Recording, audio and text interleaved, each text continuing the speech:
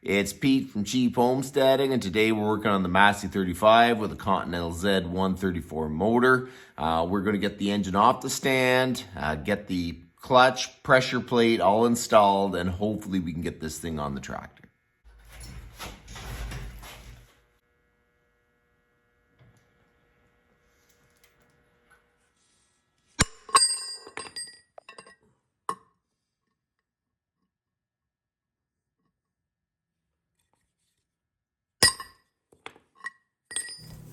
Sanding off the timing marks so later we'll be able to see it when we're timing the engine.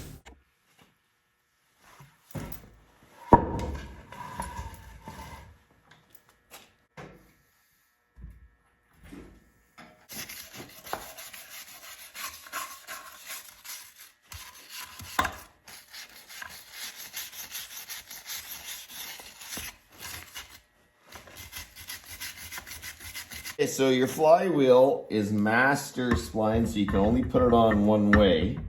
So it just doesn't quite line up.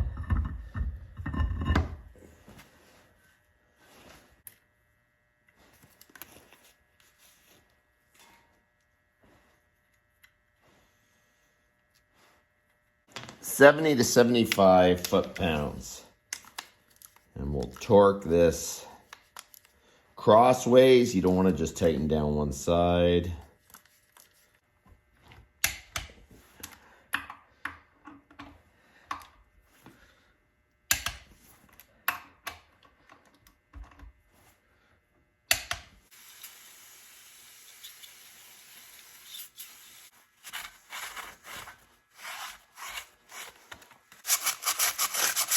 We're going to clean up a little bit of the rust that's on the surface. It's actually not horrible for what happened to this thing. This thing had a ton of water in the bell housing.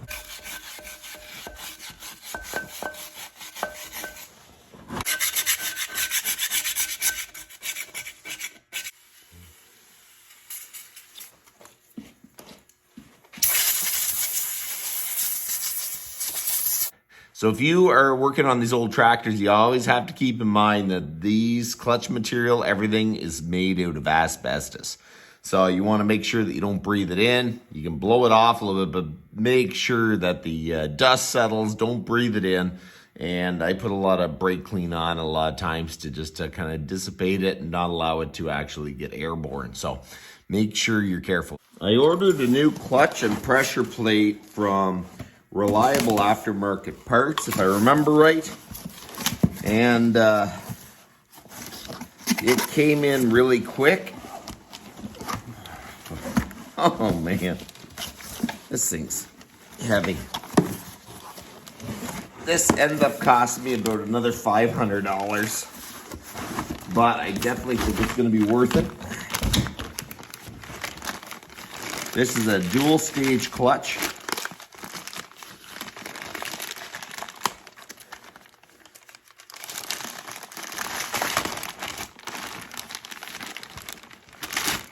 There we go.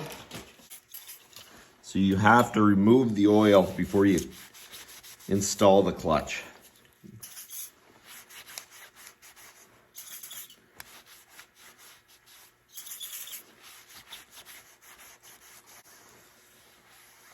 There we go. And here's your new clutch disc. This is the main clutch, and it goes in like this. Should make sure that this goes on the spline first. There you go. It's better to do that now than when you're trying to put the engine together. That goes on real nice. This is definitely the right one. This kit comes with a lineup tool, and the lineup tool is meant to line up the discs and splines. So when you install them, everything's lined up. I'm gonna go put our new bolts in. I'm gonna use Loctite. I got the bolts, everything's hanging there. I'm just gonna put a dab, put them in again. The pressure plate is on. We just gotta torque it down. Originally, it came with a shim in between the pressure plate and the flywheel, and what that is for is to compensate for wear on your flywheel. When your flywheel wears down the surface, you can remove the shim and kind of give it a little more life. Hopefully, by next weekend, we can get the tractor up and running and drive it around a little bit, run it a little bit before I have to blow snow. It's probably not ideal. You want to break it in just a little bit before you start really working it. So I kind of want to make sure that I can at least run it, let it set in just a little bit before I really start making it work.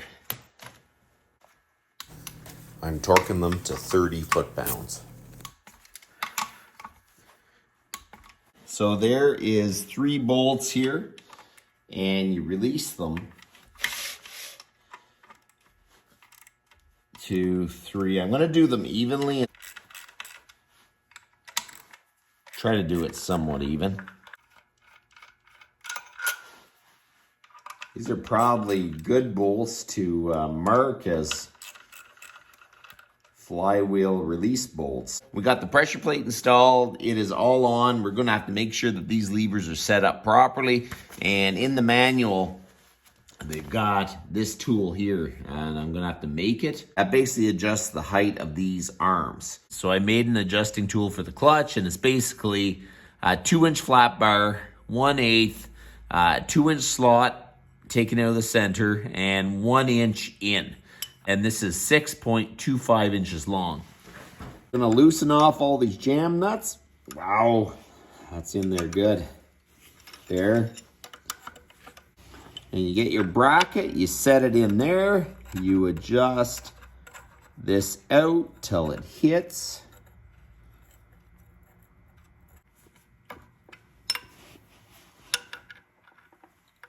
And then we're gonna check it again. That looks good. And then you do this one.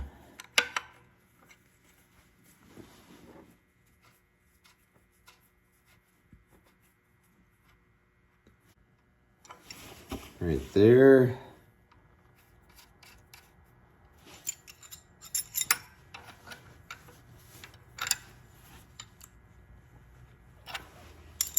I'll recheck. I would say that's good. This one is good. And this one is good. So we adjusted these arms. So now the next adjustment are these bolts in between here. And that's 90 thousandths of an inch between here and the end of the bolt. 6 thou. 8 thou. Okay, let's see. We need 9 thou. 9 thou. So, oh, close. So 9 thousandths of an inch. We're gonna loosen the jam nut.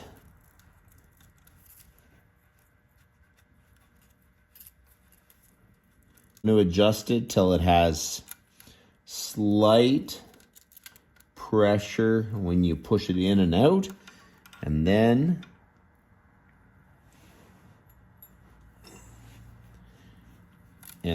we jam the nut.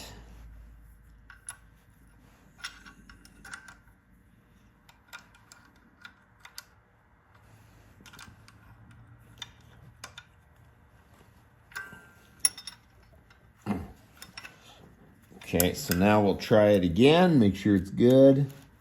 Yeah, that's good. Oh, now we're gonna turn this around. We're gonna do the next one.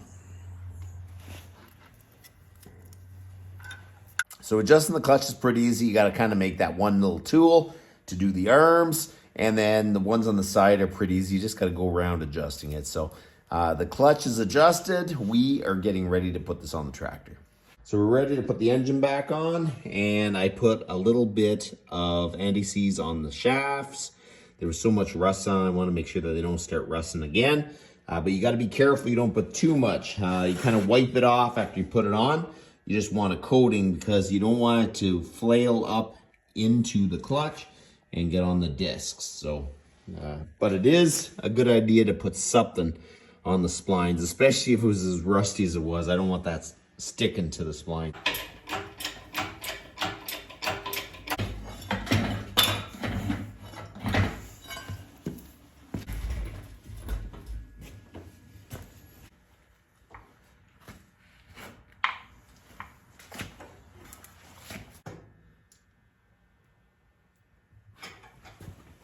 One mistake I did, I don't have a swivel on this engine crane.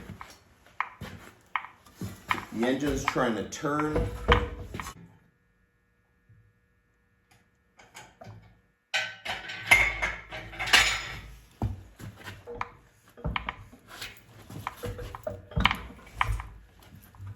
Okay, so I'm going to turn the engine over a bit.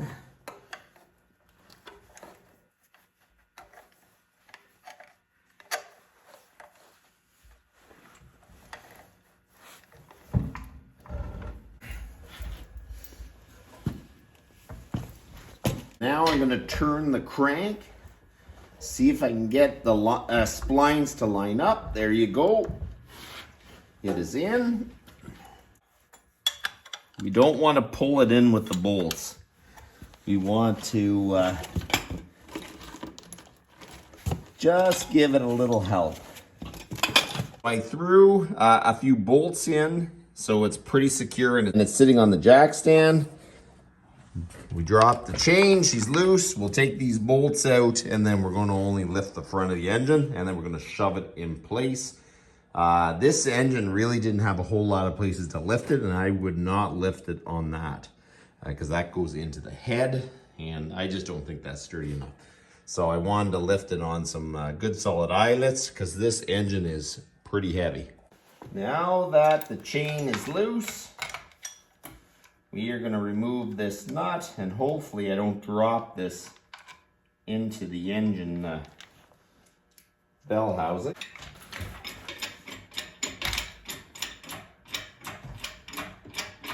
Okay, so now we should be able to wiggle this in here.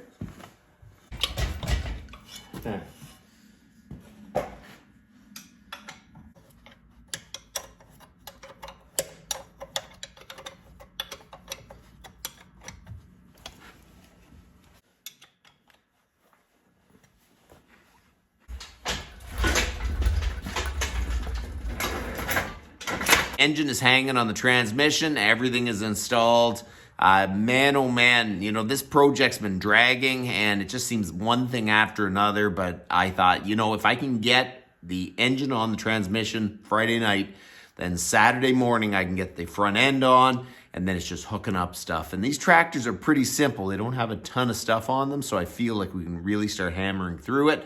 My goal is to have this thing running by midday on Saturday. So hopefully that works out and we don't hit any more snags, but that's about enough for tonight and you guys have a good one.